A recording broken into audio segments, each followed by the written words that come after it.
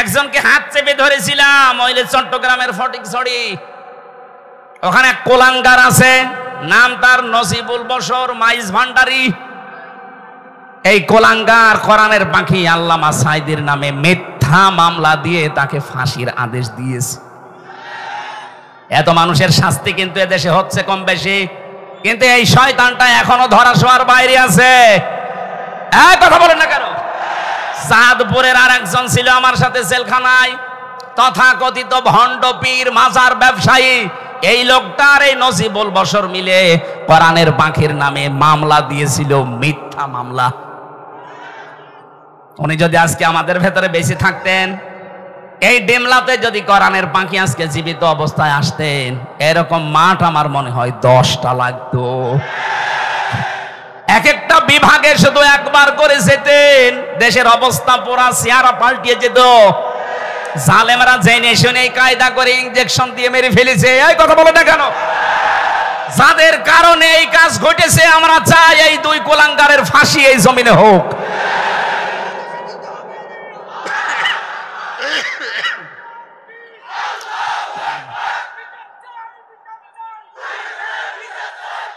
এগুলো যে প্রকাশ্য শিরিক, আল্লাহর সাথে অন্য কাউকে জোড়া যাবে না, অথচ সুন্নি নাম নিয়ে আমার এই তাহিরি ভাইরা বহু মানুষকে বিভ্রান্ত করে জাহান্নামে নিয়ে যাচ্ছে। সতর্ক থাকা লাগবে না? এরা ঈমান যে বিক্রি করে ফেলছে, এরা নিজেরা তো জাহান্নামে যাচ্ছে, আপনাকেও নিয়ে যাওয়ার জন্য চেষ্টা চালাচ্ছে। ওরা গোপনে কত কিছু পায় আপনি জানেন না।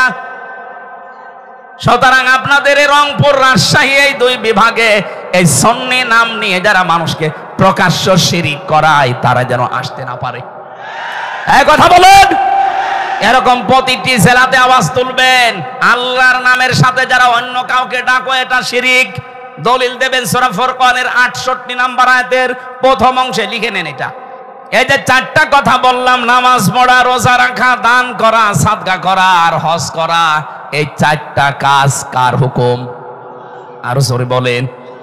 আপনি আল্লাহর কথা, আল্লাহর আইনগুলো মেনে নিচ্ছেন, কিন্তু আল্লাহ পাক এই জামানায় যাকে শেষ নবী করে পাঠালেন, প্রেরিত পুরুষ মুহাম্মাদুর রাসূলুল্লাহ, আপনি তার জীবনে আদর্শ মানতে কথা বললেই মনে হয় যে আপনি মনে করেন রাজনীতি করছে।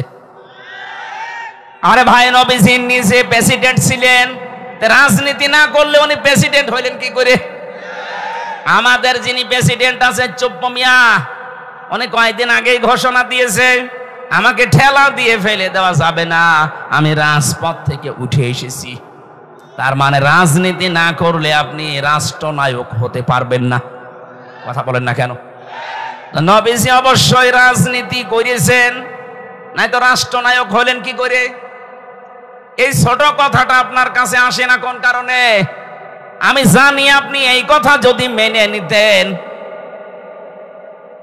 তাহলে রাসূলের জীবনী 13 বছর বললে অনেকের কাছে ভালো লাগে, কান্নাকাটি করে মক্কার জীবনটা, কিন্তু যখনই তার কাছে মদিনার জীবন সম্পর্কে তথ্য দেওয়া হয়, ওই মানুষগুলো তখন হয় রাজনীতি মনে করে, নাই দুনিয়ার কাজ মনে করে চলে যায়।